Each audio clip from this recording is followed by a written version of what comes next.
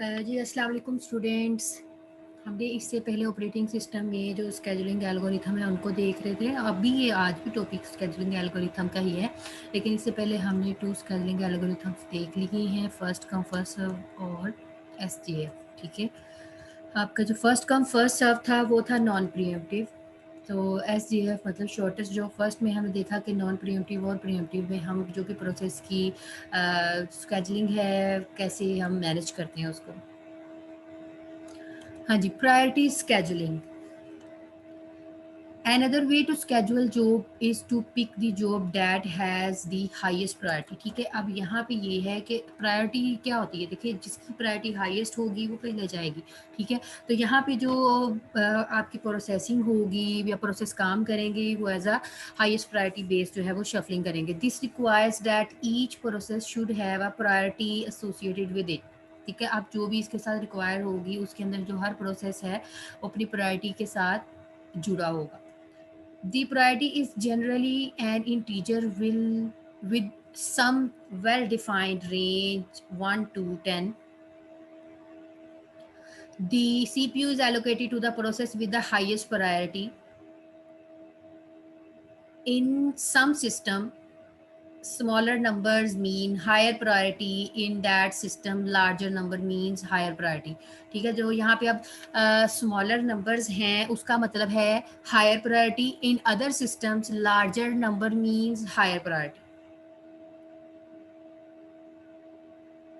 ठीक है, मतलब कि कुछ सिस्टम्स में छोटे नंबर जो हैं उनको हायर प्रायोरिटी के मतलब स्टेटस दे दिया जाता है, और कुछ जो सिस्टम्स होते हैं उनमें हम अदर्स नंबर्स को हायर प्रायोरिटी कहते हैं। ठीक है, मैं कहती हूँ कि मेरा 1 है तो अब 1 यहाँ कुछ सिस्टम जो है जो 1 नंबर है उसको हायर प्रायोरिटी काउंट किया जाएगा, लेकिन जो कुछ अब 10 है तो 10 को हायर प्रायोरिटी काउंट कर लेंगे। तो ये अकॉर्डिंग टू आपके ऑपरेटिंग सिस्टम के ऊपर डिपेंड करता है, उसकी जो भी एल्गोरिथम का स्केड्यूल या फिर क्राइटेरिया बनाया गया आर्किटेक्चर ने उसकी बेस पे जो है वो चूज़ करेंगे। Priority scheduling can either be non preemptive और प्रीएम्प्टिव। सो आपकी जो प्रायोरिटी स्केजुलिंग है ये भी प्रीएम्प्टिव और नॉन प्रीएम्प्टिव दोनों बेस पे हो सकती है। If there is preemption then a higher priority job can remove a lower priority job from the CPU can take over। ऐसा ही है, प्रीएम्पशन में हम फोर्सली अपने टास्क को क्लोज करते हैं।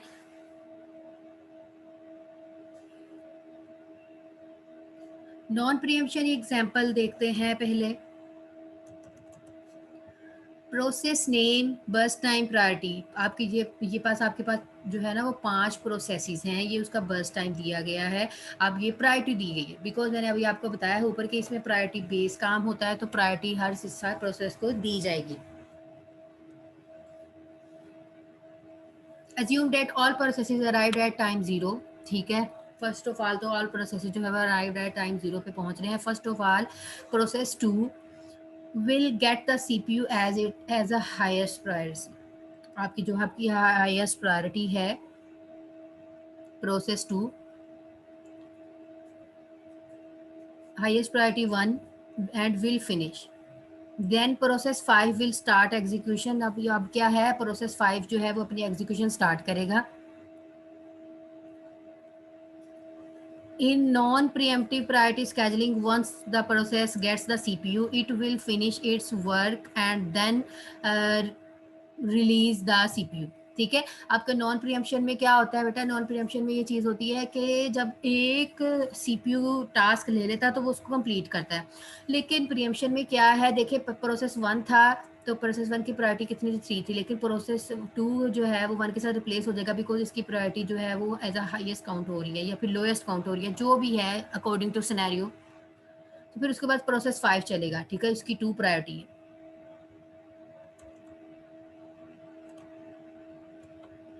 हाँ जी, Gantt chart for non preemptive scheduling. कौन सी, प्रायोरिटी बेस। प्रोसेस 2 देखिए पहले अराइवल टाइम 0 ही रहेगा इनका।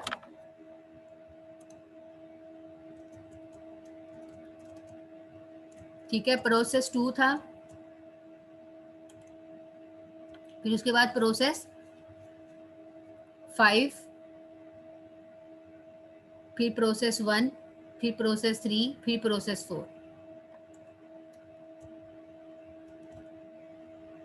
प्रोसेस 2, 5, 1 एंड देन 3 और फिर 4। अब ये कैसे चल रहा है, ये एज अब प्रायोरिटी बेस काम कर रहा है, ठीक है। अब ये ना समझ लें कि ये जो टाइम है ये तो बहुत ज़्यादा है, भाई नहीं, ये जो चीज़ ये अब आपको प्रायोरिटी प्रोवाइड कर दी गई है, इसकी बेस पे है। नॉन प्रीएम्पशन में मतलब आपने सेट कर दिया हुआ है, पहले प्रोसेस 2 फिर प्रोसेस 5, बिकॉज प्रायोरिटी है, पहले ये जाएगा फिर ये जाएगा फिर ये फिर ये फिर ये, ठीक है, अकॉर्डिंग टू प्रायोरिटी। अब प्रोसेस 2 से 1 है, इसका देखो वहाँ कितना टाइम काउंट हुआ, इसने बस टाइम है, ये बस टाइम अराइवल टाइम 1। 5 से 6 की तरफ कितना है इसका,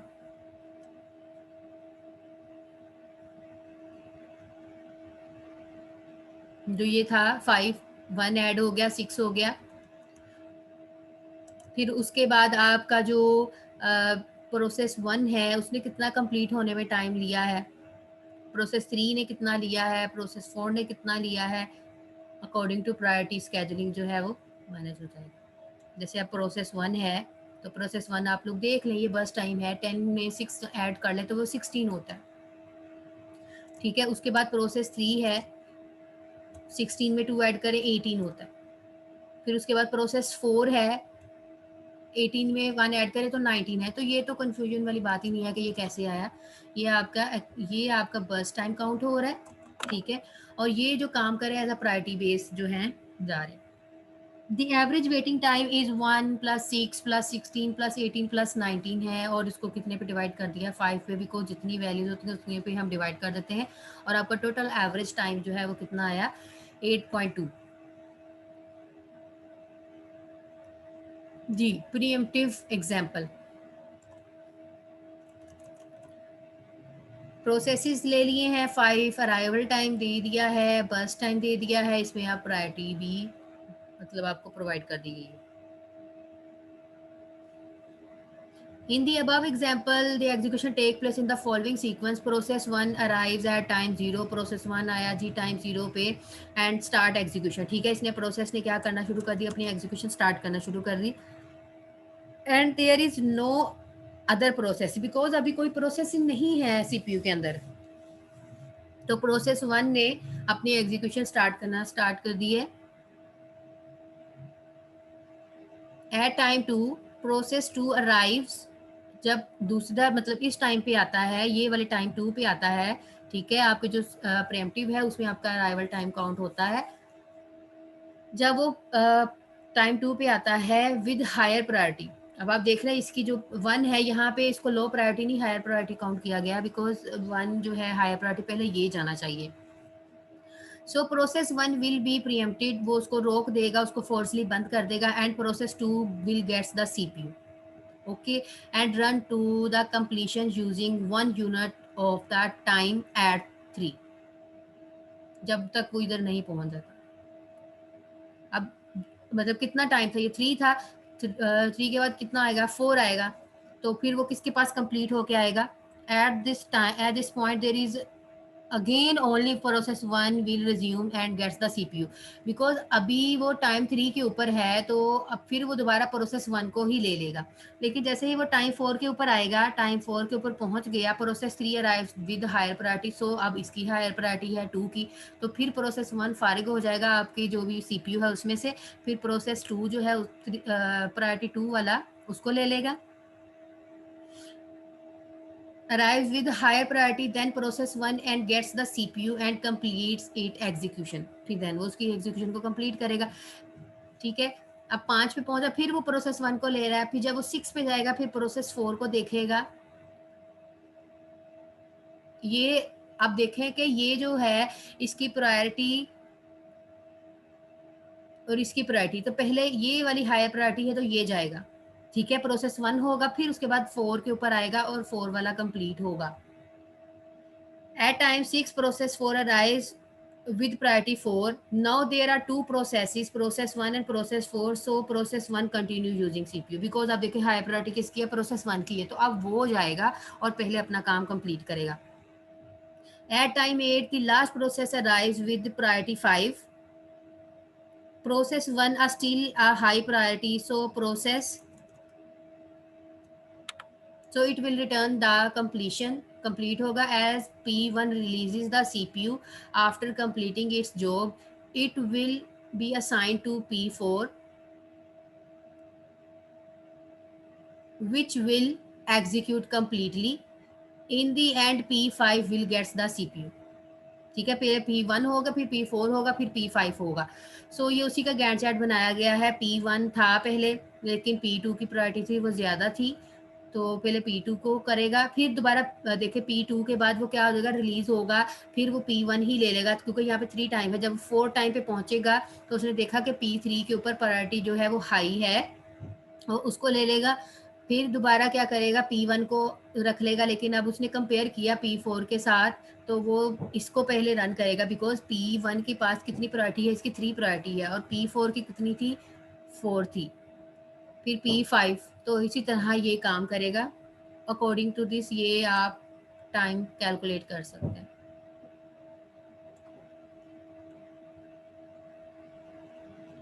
ठीक है, 0 से 2 है, फिर उसके बाद 3 पे आया टाइम. ये आपका टाइम चेंज हो रहा है किसके अकॉर्डिंग, 0, 2, 3, 4, 6, और फिर ये कितना टाइम इसने लिया.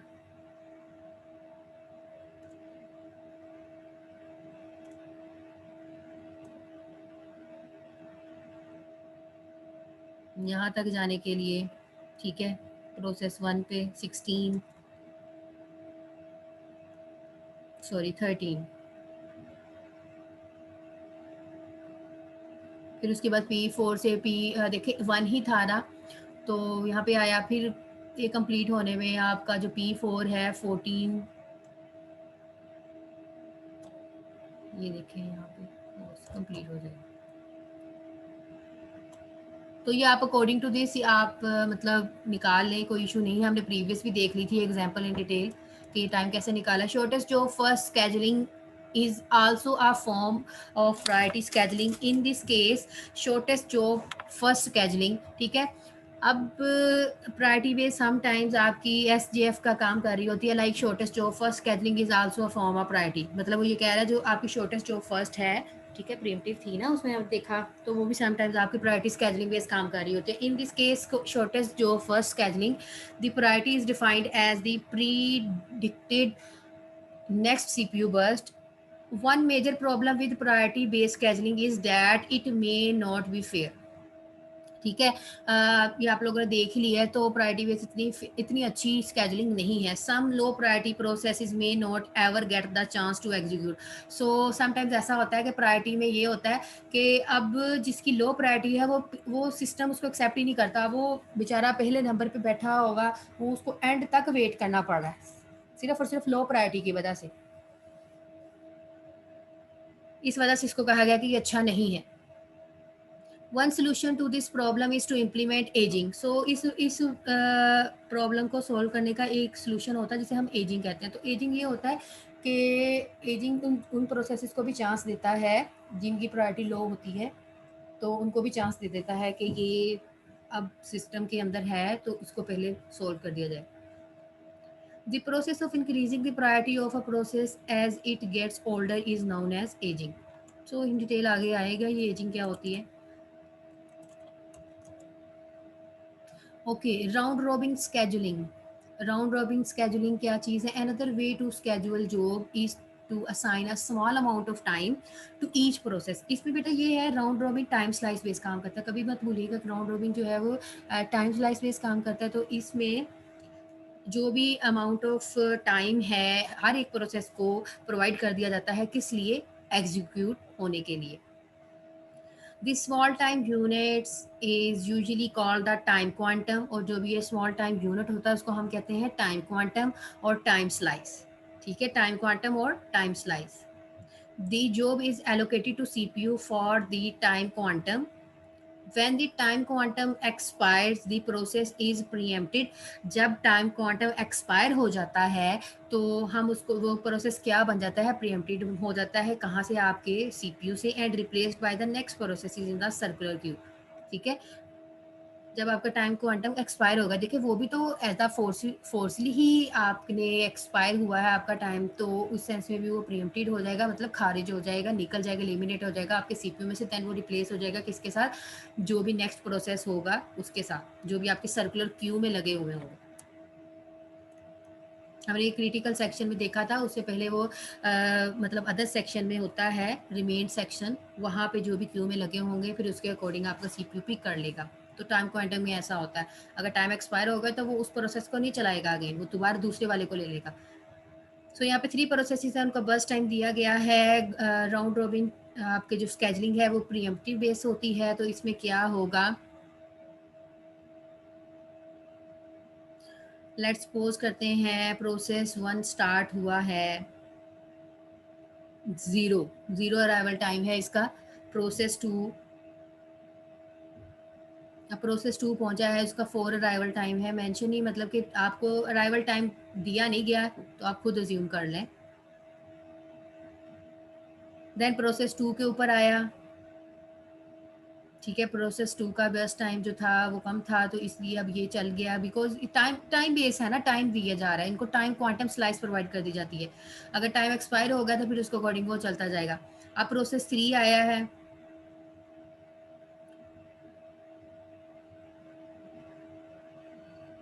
4 3 कितना हो गया, 7 हो गया, ठीक है। अब ये 7 इसने लिया, फिर इसके बाद 7 3 प्रोसेस 1 की तरफ मूव होने में कितना लगा, 7 + 3 कितना हो गया, 10 हो गया। तो ये प्रोसेस 1 पे आया, फिर देखें मतलब कि एक्सपायर हुई जा रहा है, तो ये कंप्लीट होने में टाइम स्लाइस प्रोवाइड की जा रही है। तो अब ये तीनों तो हो गए थे, ये सेकंड वाला भी हो गया, थर्ड वाला भी हो गया, प्रोसेस 1 ही है जो एक्सपायर हुई जा रहा है। तो जितना टाइम एक्सपायर होने में लग रहा है उतने ही उसमें एडिशन हुई जा रहा है, ठीक है। तो इसकी एलेबोरेट देख लेते हैं, इसकी मोर एलेबोरेशन की गई है। Process 1 gets the first unit 4 of time, तो कितना ले रहा है प्रोसेस 1 कंप्लीट होने में, कितने यूनिट्स ले रहा है, 4 यूनिट्स ले रहा है। इट रिक्वायर्स अनदर 20 यूनिट्स, ठीक है। अब हमें कैसे पता चला कि 20 यूनिट्स कैसे हैं, देखिए ये देखें बस टाइम कितना है, 24 है, ठीक है। अब वो 4 ले रहा है, लेकिन वो कितना रिक्वायर कर रहा है, 20 और कर रहा है, बिकॉज 24 था उसका burst time. So it is preempted after the first time quantum, because first time quantum के बाद वो बंद हो गया, 4 उस एक्सपायर हो गया, प्रोसेस 1 एक्सपायर हो गया, 4 टाइम उसने मतलब कि बर्स्ट टाइम 4 तक कंप्लीट किया, लेकिन अभी 20 उसके यूनिट्स बाकी थे, तो वो एक्सपायर हो गया, ठीक है। वो अब खाली हो जाएगा, और टाइम को आपके जो राउंड रॉबिन में उसमें क्या बताया था, अब पहला एक्सपायर हो जाएगा तो दूसरा प्रोसेस आ जाएगा, उसको फर्क नहीं पड़ता।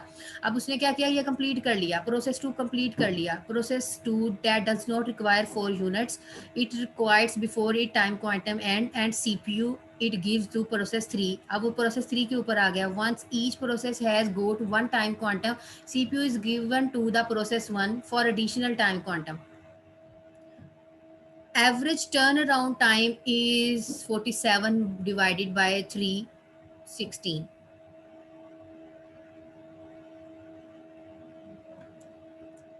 ठीक है, वो ये इस तरह जो हमने पीछे पुट करके वैल्यूज निकाली थी, आप लोगों ने भी इसको वैल्यूज वैसे निकाल के दी, मतलब मुझे बताना है। Round robin algorithm does not allocate CPU to any processes for more than one time quantum in a row. Its CPU burst exceed time quantum, it is preempted and replaced in the ready queue. वही चीज़ मैंने, अगर time expire होगा तो उसने दूसरी Q के साथ replace कर लेना, दूसरे प्रोसेस के साथ रिप्लेस कर लेना। That is why round robin is called pre-emptive scheduling algorithm. इसमें मतलब कि वो उसको कंसर्न नहीं है, अब वो न्यू के साथ शफल कर रहा है, फिर प्रोसेस 1 की बारी, और एडिशनल उसको टाइम यूनिट्स दे के काम कंप्लीट करेगा। The round robin scheduling algorithm will be familiar to first come first serve if the time quantum is very large. ठीक है, अगर आपका टाइम क्वांटम बहुत ज़्यादा लार्ज हो जाता है तो फिर round robin first come first serve की बेस पे काम करता है। If the time quantum is larger than the largest CPU burst, ठीक है, आपका जो टाइम क्वांटम है अब वो सीपीयू बर्स्ट से ज़्यादा है, for all the processes then no process will be preempted. ठीक है, तब आपका कोई भी प्रोसेस प्रीएम्प्टेड नहीं होगा, फिर वो एक्चुअली अपने टाइम स्लाइस पे काम करेगा और कंप्लीट कर देगा। If the time quantum is made too small, अगर आपका टाइम क्वांटम बहुत छोटा है, आपने टाइम क्वांटम थोड़े प्रोवाइड किया, मतलब टाइम स्लाइस कम प्रोवाइड किया है, then the context which will take too much time. ठीक है, आपने टाइम क्वांटम बहुत कम प्रोवाइड कर दिया है तो वो कॉन्टेक्स्ट स्विचिंग ही करता रहेगा, मतलब एक प्रोसेस से दूसरे प्रोसेस में शफलिंग ही करता रहेगा। It requires when preempting one process from the CPU and replace it with an other. Context switching क्या होती है? एक प्रोसेस से दूसरे प्रोसेस में शिफ्लिंग करी जाना। ठीक है, बजाय इसे काम करने के शफलिंग करने में ही अपना टाइम जो है वो वेस्ट कर देगा। Multi level Q scheduling. The previous scheduling algorithm have treated different kinds of processes in same fashion. Typically, there is a distinction between interaction process and non-interaction process. ठीक है, वो किसके दरमियान में एक्चुअली डिस्टेंस या फिर डिफरेंस प्रोवाइड कर रहे थे, इंटरेक्टिव और नॉन इंटरेक्टिव। मतलब कि जो अब आपके सीपीयू में है और जो आपके सीपीयू में नहीं है, दोनों के दरमियान में इंटरेक्शन ही था ना, जो भी ये मतलब ये प्रोसेस चल रहा है तो उसके बाद दूसरा प्रोसेस आएगा। The interactive process generally require much faster response time. जो आपके इंटरेक्टिव प्रोसेस है जनरली क्या होता है, मच रिस्पॉन्स टाइम ज़्यादा मतलब रिक्वायर करता है नॉन इंटरेक्टिव प्रोसेसेस की बेस पे। तो नॉन इंटरेक्टिव प्रोसेसेस इतना टाइम नहीं लेते, रिक्वायर नहीं लेते रिस्पॉन्स टाइम, जितना आपका जो फर्स्ट वाला इंटरेक्टिव प्रोसेसेस हैं वो लेते हैं। सो आपका इंटरेक्टिव प्रोसेसेस क्या है, ज़्यादा फास्टर रिस्पॉन्स टाइम रखते हैं, किससे? नॉन इंटरेक्टिव प्रोसेसेस से। These processes can be separated and can be scheduled separately. जो भी ये प्रोसेसेस हैं इनको स्केड्यूल किया जाता है, अलग अलग करके स्केड्यूल करते हैं। आप लोगों ने पीछे देख लिया हुआ है, तो यहाँ पे मल्टी लेवल क्यू स्केड्यूलिंग है। हाँ, मतलब कि डिफरेंट लेवल्स के ऊपर क्यूज बना के स्केड्यूलिंग कर रहे हैं। The interactive process should be scheduled more quickly than non-interactive. The ready queue can be split into different sub queues. आपकी जो ready queue होती है, ठीक है, हमने queues पढ़ी हुई हैं, तो जो आपकी ready queue है, ठीक है, नॉट रनिंग, रेडी क्यू। अभी रेडी में क्या है, उसको रैम मिली है, तो यहाँ पे आपके जो भी प्रोसेसेस हैं वो सब क्यूज में तोड़ दिए जाते हैं। One sub queue can be used for each type of processes. An example of a 5-level queuing strategy is also shown below. The 0 has the highest priority and 4 has the lowest priority. ऐसा ही है ना, अभी हमने पीछे भी देखा कि ज़ीरो कुछ सिस्टम्स में लो वैल्यू को हायर प्रायोरिटी कहा जाता है और किसी में जो ज़्यादा हाई वैल्यू होती है उसको हायर प्रायोरिटी कहा जाता है। 0 से 4 मतलब कि 5 हैं आपके पास क्यूज़, जिसमें 0 है आपकी सबसे हाईएस्ट प्रायोरिटी को रिप्रेजेंट कर रहा है, मतलब कि सिस्टम प्रोसेसेस, फिर उसके बाद इंटरेक्टिव, फिर उसके बाद इंटरेक्टिव एडिटिंग प्रोसेसेस। मतलब ये डिफरेंट काम कर रहा है, जो भी एक प्रोसेसेस है, डिफरेंट प्रोसेसेस चल रहे हैं। सिस्टम प्रोसेसेस है, इंटरेक्टिव प्रोसेसेस है, इंटरेक्टिव एडिटिंग हो रही है, कहीं सॉफ्टवेयर में बैच प्रोसेसिंग हो रही है, स्टूडेंट प्रोसेसिंग हो रही है। मतलब हम एक सीपीयू को यूज़ कर रहे हैं, एक सिस्टम को यूज़ के ऊपर कर रहे हैं, तो वो यहाँ पे डिफरेंट टास्क जो है वो हम परफॉर्म कर रहे हैं। तो ये होती है multi level Q scheduling. The type of a process is automatically identified when it enters the system. ठीक है, यहाँ पे क्या है, जो भी प्रोसेस आ रहा है उसकी ऑटोमेटिकली टाइप जो है वो आइडेंटिफाई हो जाती है जब वो एक सिस्टम के अंदर एंटर होता है। It allocates to the correct queue. There is no way to change queue once process has been allocated to a queue. ठीक है, यहाँ पे कोई भी वो प्रोसेस चेंज नहीं करेगा अगर वो एक क्यू में एलोकेट हो गया है। There are 5 queues in the above example. The individual job as well as 5 queues needed to be scheduled. Two schemes to schedule the queues are as follows. तो हम इसको देख लेते हैं किस वे से कितनी क्यूज हैं। 5 क्यूज बता रहे हैं, मतलब कि 2 स्कीम्स हैं और 5 क्यूज जो एग्जाम्पल थी हमने ये ऊपर देखी, ये वाली, ये 5 क्यूज हैं और 2 स्कीम्स है जिसकी बेस पे वो बता रहा है कि इसको ऐसे स्केड्यूल किया जा सकता है। अच्छा जी, फिक्स्ड एब्सोल्यूट प्रायोरिटी और टाइम स्लाइस, दो तरीके हैं। 2 स्कीम्स हैं, 5 क्यूज हैं। लेट्स सपोज फिक्स क्या है, in this scheme jobs are first service from Q1। ठीक है, कहाँ से सर्विस करेगा, आपकी जो Q1 है वहाँ से। If there is no job in Q1, let's suppose करते हैं कि वहाँ पे Q1 में कोई जॉब नहीं है, then the job in Q2 are service. ऐसा ही है ना, अब देखो एक क्यू में खड़े हैं, पहले का काम हो गया वो फारग हो गया, अगर पहले कोई खड़ा ही नहीं था, मैं ही जाके खड़ी हो गई हूँ, तो मेरा ही काम पहले होगा ना। Similarly, job 3 in queue are serviced only if there are no queue jobs in Q1 and 2 and so on, मतलब इसी तरह फिक्स एब्सोल्यूट प्रायोरिटी जो है वो कंटिन्यू रहेगी। मतलब उनको सर्विस प्रोवाइड होती रहेगी, जो अब क्यू में नहीं था, अब एम्प्टी था तो दूसरे को सर्विस मिल जाएगी, दूसरा नहीं था तो तीसरे को मिल जाएगी। टाइम स्लाइस में क्या है, in this scheme each queue gets a time slice. अब देखिए यहाँ पे टाइम स्लाइस दे दिया गया है, ठीक है। अब पांचों क्यूज को टाइम स्लाइस इक्वल दे दिया गया। अब क्या होगा, the queue themselves are in round robin queue, जैसे कि राउंड रॉबिन में ही टाइम स्लाइस होता है, जो भी each queue are executed for a specified amount of time, the control is then transfer to the next. मतलब अब पहली खाली भी होगी ना, उसने अपना टाइम कंप्लीट करना है, ठीक है। वो अपना टाइम कंप्लीट करेगा, देन वो शफल होगा नेक्स्ट क्यू के ऊपर। उसको गर्ज नहीं पड़ रहा वो खाली है या नहीं है, लेकिन उसने कहा मुझे टाइम दिया गया, मैंने इतना टाइम कंप्लीट करना है। और फिक्स एब्सोल्यूट प्रायोरिटी में ये नहीं है, अगर उसको खाली जगह मिल रही है तो वो दूसरी को सर्विस प्रोवाइड कर देगा। तो ये है टू स्कीम्स जो भी अपनी क्यूज है उसको चलाने की। Multi level feedback queue scheduling, the main difference between a multi-level queuing strategy and a multi-level feedback queuing strategy is that job may move from one queue to another over time। ठीक है, तो हमें पता ही है कि आप मतलब जब मल्टी लेवल क्यू के ऊपर काम कर रहे हैं उसमें क्या होता है, जब आप एक क्यू से दूसरे क्यू में शफल कर रहे हैं तो आपको मल्टीपल फीडबैक मिल रहे होते हैं, लाइक रिस्पॉन्स मिल गया, ये काम हो गया, अलर्ट आ गया, ओके नॉट ओके, ठीक है, टाइम स्लाइस कंप्लीट हो गया, फिर वो दूसरे के ऊपर शफल हो गया। It is possible to implement ageing this way. तो यहाँ पे हम क्या करते हैं, एजिंग का कॉन्सेप्ट होता है वो अप्लाई करते हैं कि वो सबको सेम प्रायोरिटी प्रोवाइड करे, कि ऐसा नहीं है कि जो लो प्रायोरिटी वाले हैं वो पीछे ही रह जाएं और जो हाईएस्ट प्रायोरिटी वाले हैं वो अपना काम कंप्लीट करें और चले जाएं। A process move up to the next higher priority queue if it stay in one queue too long। ठीक है, मैंने अभी बताया एजिंग का कॉन्सेप्ट ये होता है, लो प्रायोरिटी वाले पीछे रह जाते हैं, ख्वाह वो बेचारा कल से ही वेट कर रहा है।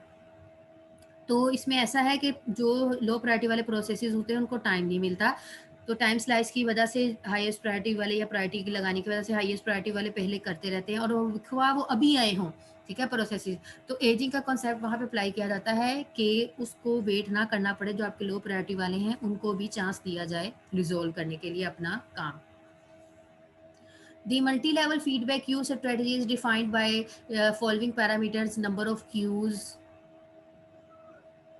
queues हो गई, scheduling algorithm for each queues हो गई, number of queues total होनी चाहिए, scheduling algorithm हर एक queue के लिए होना चाहिए, method used to determine when to upgrade a process, जब एक process upgrade हुआ है, जब एक process demote कर रहा है, वो काम कर रहा है, जो भी उसके methods हो रहे हैं। Method to determine the queue a process will enter when the process needs services। ठीक है, अब वो जो भी क्यू के अंदर प्रोसेसेस चल रहे हैं कौन सा एंटर होगा और किसको जो अब सर्विसेज प्रोवाइड की जाएंगी। तो यहाँ पे एक एग्जांपल है, उसको देख लेते हैं। सपोज देयर आर 3 क्यूज, तो यहाँ पे 3 क्यूज हैं, Q0, Q1 and Q2। Time time quantum 8 milliseconds, time quantum 16 millisecond, first come first serve. The scheduling will be implemented as follows: a new job enter Q0 will be which be serve first come first serve। तो बताया as a first come first serve आ रही है, when it gains CPU job service 8 millisecond, let's suppose इतना second ले रही है, फिर वो फिनिश होने में इतने मिली सेकेंड्स ले रही है, फिर वो Q1 के ऊपर मूव हो रही है, फिर Q0 जो है वो gain first come first serve receive होगी, देन वो 16 एडिशनल मिली सेकेंड, मतलब 8 8 16 हो गए। It if this still does not complete it is the preempted and move to the Q2। सो ये आप लोगों का लेक्चर था। Thank you so much students. Okay ji students, अल्लाह हाफिज़। रीड करें और देन मैं आप लोगों से पूछ लूँगी, अगर कोई भी कन्फ्यूजन हुई तो आप लोग पूछ सकते हैं। अल्लाह हाफिज़।